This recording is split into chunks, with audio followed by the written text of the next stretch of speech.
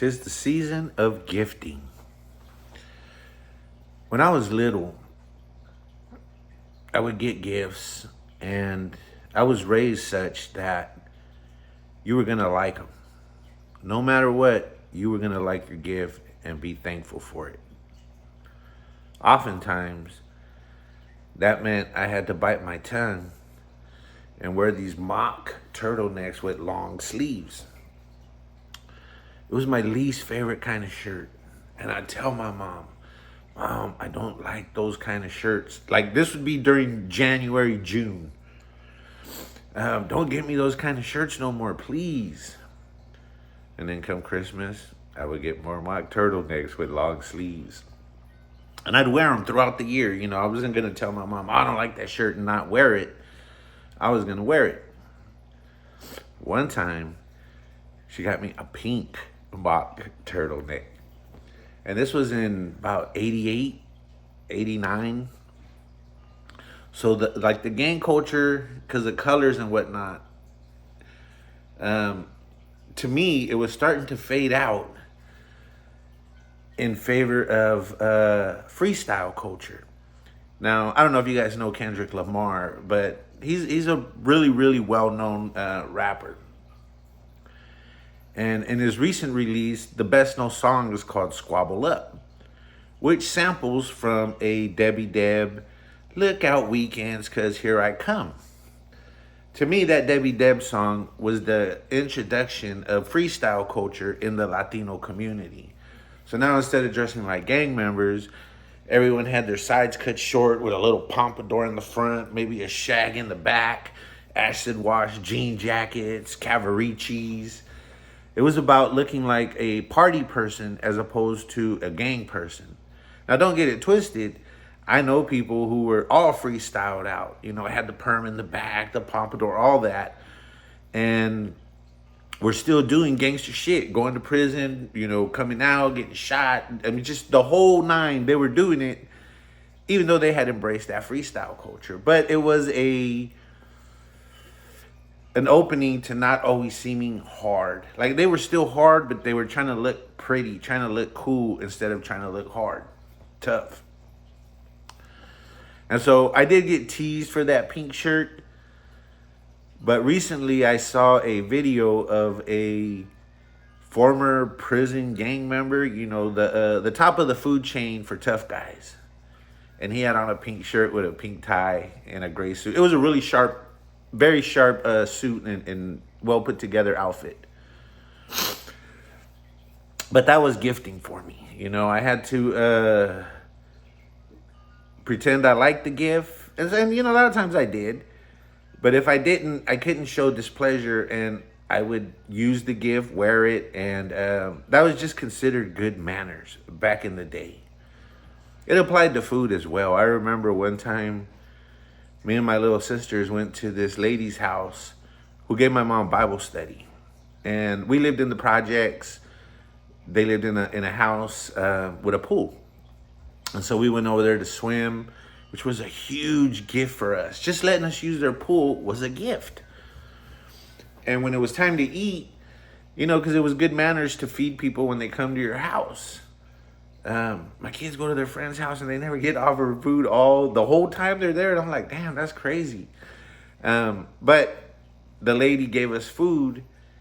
And I remember my sister saying, I don't like this.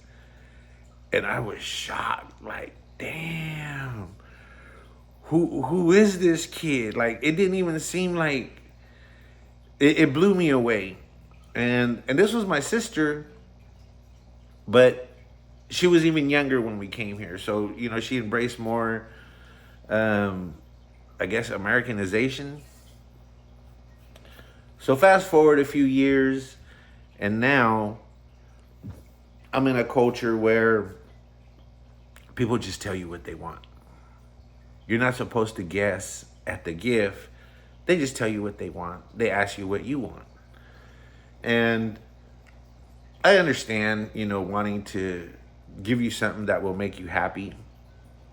But in my mind, like, that was so foreign to me. I was like, well, if you know you want it, why don't you just go get it for yourself? And people tell me you're really hard to shop for who are in that culture, because if I want it, I just get it for myself. The same folks who tell me you are so hard to shop for tell me you don't deny yourself nothing. And then when I'm being honest, like just brutally honest, I sometimes tell them, look, I might want this, and you might want to get it for me. But you're going to shop for a bargain, or maybe even the most low cost one of those available. Whereas I would get me the best one money can buy, and if I can't, then I won't get it.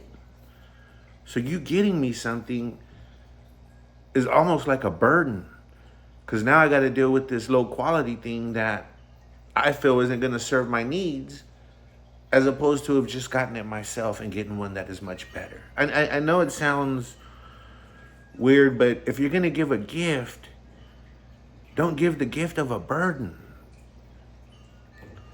Now, my kind of gift that I like to give isn't always a big one. It's just thoughtful things that happen, because someone's thinking of you. You didn't ask for it. There's no special occasion that makes them feel obligated to gift you. It's just from the heart. Someone might say, hey, remember we were talking about this and you said how much you like this type of fruit or these kind of chocolates or these kind of shirts. Well, I was in a place where they had these things, and those things are known for being the best example of whatever it is you like. So I got one for you. And again, it could be a small chocolate. It could be a little can. Oh, you're a big fan of hot chocolate? Here, I got you the Ginger Elizabeth one, which is supposed to be the best one in the world. I think it was only like $20 for a thing where you get several. Or you can go to Walmart and get a little box of hot chocolates for $4. I don't know how much it costs. But it would be considerably cheaper. The thing is, it doesn't have to be this huge, expensive thing. Although that could be nice, not saying that it's mutually exclusive, but a thoughtful thing that someone wasn't counting on. And so that's the kind of gifts that I like to see, and I think that are a little bit more meaningful. Now, I'm about to close out, and I want to emphasize giving gifts to yourself.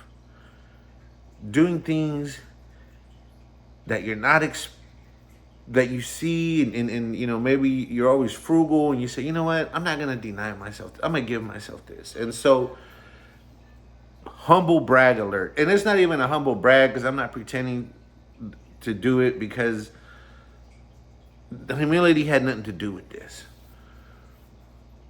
So I go to this holiday party, and when it's over, I'm walking, and there's this bar, and I go into it. So I look at all the bottles, and I see a Rip Van Winkle. So I go, hey, how much are the shots of the Rip Van Winkle, to the bartender? Because some places be $50 for a shot of one thing. Most places, Macallan 18 is $50 a shot. I went to a place, they were charging $80. Like, that's a big ass difference in highway robbery, if you ask me. So I'll ask. Now, I'm not going to order it and not ask. So I asked, hey, how much is this Rip Van Winkle? It's a bourbon. And the lady says, oh, those are $32 a shot. And then she goes to put it back. And I go, well, I'll have one. And so she goes, okay, $32. Like, charge me first before serving it to me. I'm like, damn, this lady must think I'm a drink and runner. Like, how you going to drink and then run away because you're buzzing? That's crazy. But anyways, so I paid her for it. And there was only one other person in the bar. And his eye looked like it was kind of messed up. And he was in a wheelchair. And he's drinking, and I knew later, I didn't know at the moment. He's drinking PBR's Past Blue Ribbon, which is considered a blue collar cheap beer. It's a beer for people who drink a lot and can't afford to spend a lot, but they don't want to drink, malt liquor, which would be even lower than that. Um, so he says, he's a couple of things down. He goes, man, you be drinking some mighty fine whiskey. Man, that Van Winkle stuff is super expensive. And I think he was thinking about the Pappy Van Winkle, because those shots are 100. And I go, well, I think the Rip is cheaper. It's the Pappy Van Winkle. I explained to him, I know it all, right? I go, I think the Pappy Van Winkle is the one that's really expensive. And the distillery doesn't sell it to you for this high price. They only make a small amount. And those bottles are almost all accounted for. So once those get snatched up, the same people that got them initially mark them up from 150 to $1,000. Like, just that fast. You get it from the distillery at 150, you can sell it for 1,000 easy. But how are you going to get it if they're all accounted for, right?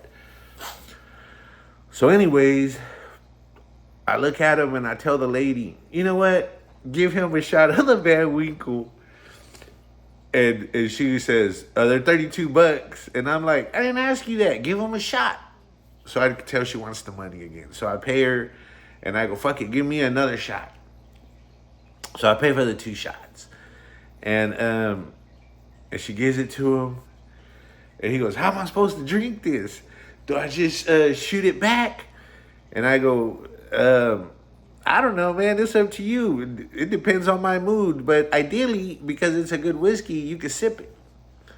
So he says, all right. Man, so he takes a little sip. And he says, oh, man, this is so smooth. Man, I never had a whiskey this smooth. And he's looking at it and smelling it. And he says, I drink Jack Daniels. And you got to slam that shit because it burns and it just doesn't taste good. But this really is fine whiskey. I could never afford something like this. And me buying him that shot, honestly, was as much a gift to myself. Because like I said, sometimes I'll buy them and just slam them. And to see him really appreciate it, savor it, like it was like giving, I could have bought food for the homeless, but they eat all the time. I'm sorry, that came out wrong. I could buy food for the homeless, but people give them food often, all the time. There's places where they could go get food. When they get money, they get food. This guy said he'd never had such a nice shot. And giving him that shot, buying it for him, was probably more a gift for myself than for him. The Bible says it truly is better to give than to receive. And he said, hey, can I buy you a beer? And I got a Coors Light. So he did buy me a beer, which also just made the moment more meaningful. Because he wasn't trying to be aprovechado. He was trying to gift me something that was in his price range, and it meant the same. It really, I could have bought him a $200 shot, and him buying me that Coors Light meant the same. The money was irrelevant. It was the gesture. And so that's the message. Try to give yourself that gift. Have a good one.